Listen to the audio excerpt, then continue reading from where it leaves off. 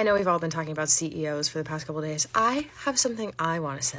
I once had the displeasure of working at a store where in the break room, they had a TV monitor set up that would, on a loop, play a message from the CEO. Oh, the man himself. His face right up on there.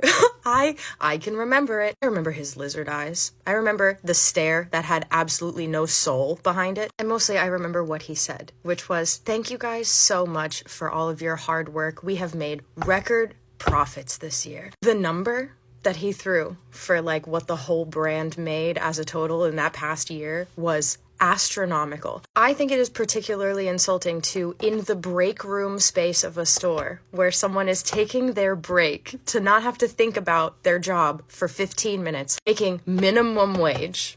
Okay, they have to sit in that break room and listen to the CEO talk about how much money that he has made. Now, I mention this because at the time that it was happening, I remember thinking, it is so dystopian to me that I have conversations in this break room telling my employees that I can't schedule them the amount of hours that it would take for them to be able to pay their bills and survive. I'm telling them that the company does not have enough money in payroll to do that.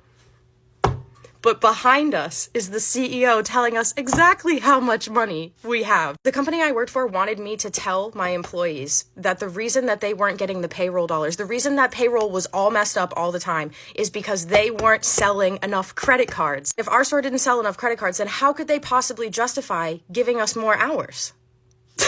One time in particular, I was having a conversation in the break room with one of my employees who had just become homeless, who I had just had to write up for being late to work due to the fact that they are homeless. Like, I was forced to write them up for that. I couldn't not. Mind you, this employee was fantastic. Had not always been homeless. This was like our recent development. This employee was working like 3 jobs in order to survive and would come in for shifts all the time that they weren't even scheduled. Like if we had a call out, like they were the person to call and they would always come in. But because she showed up a couple minutes late, pretty much every shift, due to the fact that she was dealing with incredible difficulties outside of work, I had to write her up. And I will never forget being in that break room and trying to tell her, like, I as a person understand, but like the company is forcing me to make decisions I don't want to make that negatively affect you. And all of this is happening with that stupid fuck's face plastered on the TV in the background, yapping at us the whole time about how much money we make the company. And I would like to leave you with this message. If you work in corporate America or retail, the company you work for will spend incredible amounts of time, money, and energy to make sure that you are fighting each other. Your company really wants you to hate your managers, I'll tell you what. And sometimes it is worth hating them, especially the ones that have been there a long time and have drank the Kool-Aid. Because as a manager, you really have one of 2 options. You either spend your entire time as a manager fighting against the system that's above you and you don't do well at your company because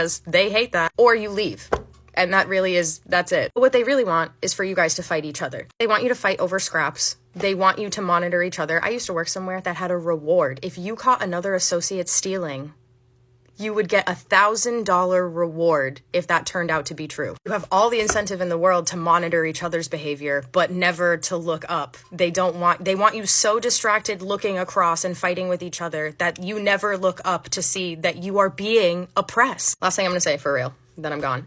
I used to work somewhere that the toilets overflowed constantly. Like the public bathrooms that we all used and all the customers used never worked. They were constantly overflowing. It was a brand new store, okay? They could have worked very diligently to get that fixed quickly. It caused a problem all day long. Anytime you had to pee, you had to leave the store physically and go somewhere else. It was months and months and months and months on end of this being a constant issue. Our toilets would overflow into another store's back room. But nobody cared. Nobody from corporate cared in the way that we needed them to care. Like, you need to fix this, right? Okay? My company found out that there was, during all of this happening, right, there was a union rep, one, that was standing out in the parking lot and trying to talk to employees as they came into work. I could not believe how quickly the immediate response from the company. Within like 30 minutes, I had everyone got an email, and there were all these meetings that they made us do. They had these little brochures that they would print out. If any of the employees were to talk about unionizing, this is exactly what you would say. You had to stick to the script. People were so touchy about unions that they called it the U word when they were in the building. But that's also because the cameras were listening at all times and creating a profile using AI